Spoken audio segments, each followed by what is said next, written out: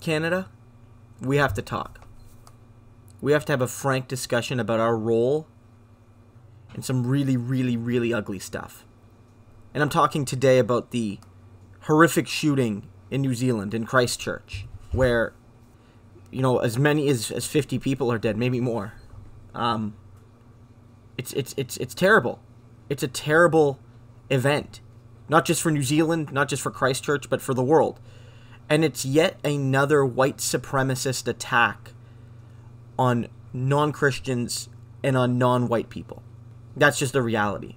Canadian voices on the far right, alt-right, whatever the hell you want to call them, it doesn't matter, on the hateful portion of the political spectrum, that they have played a role in emboldening people like the Christchurch shooter.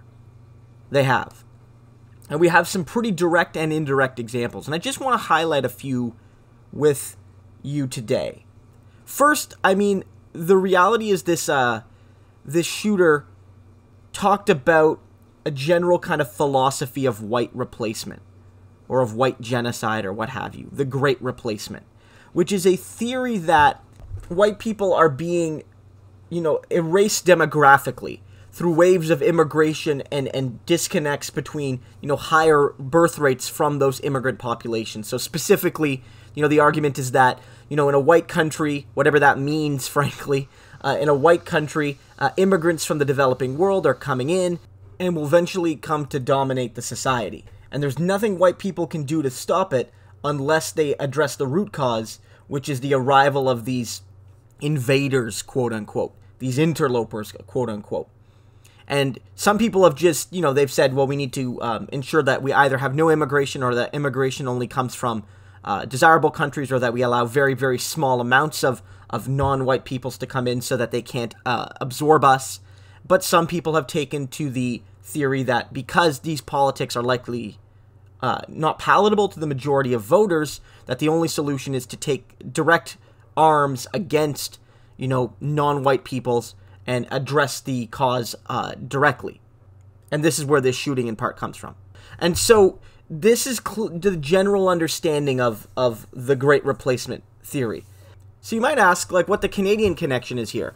And it's clear. You have people like Faith Goldy and Lauren Southern who have talked about these ideas, who have, to massive online followings, legitimized the thesis that there has been a demographic, you know, attack on white people, on quote-unquote Western civilization, on quote-unquote Christian civilization, by this internationalist, this globalist, read, frankly, anti-Semitic notion of people being brought in with the express goal of destroying all that is good about white people and white society.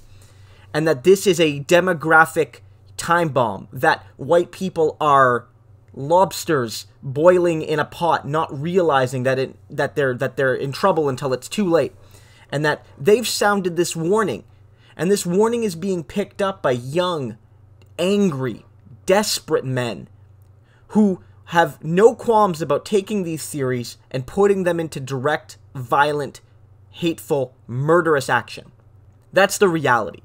Their theories have emboldened people like the Christchurch shooter.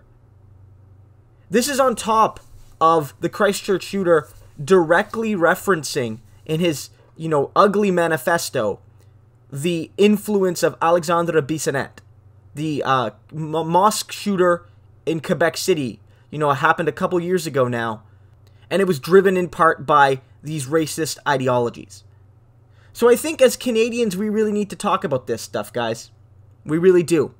We have a problem in that not only do we have this hate flowing in our country, not only do we have, you know, a yellow vest protesters who are ostensibly about oil and gas jobs, but really it's about white supremacy and anti-Semitism and Islamophobia and other forms of hate.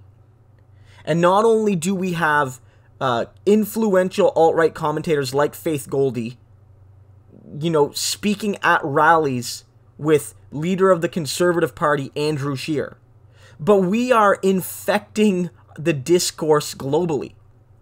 our alt-right figures, I haven't even talked about Jordan Peterson and other figures like that, but our alt-right figures are making a global footprint.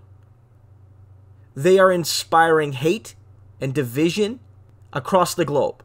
And so as Canadians, we need to ask ourselves, what can we do at home to counter this message? How can we be a voice for good across the world? How can we challenge hate and division? We need to do a better job, individually and collectively. Because I don't want Canada to be known as the home of the great replacement thesis, popularized and amplified by people like Faith Goldy and Lauren Southern. I want us to be known as a country that welcomes all people. And I know most of you do too. So we have to take responsibility, guys.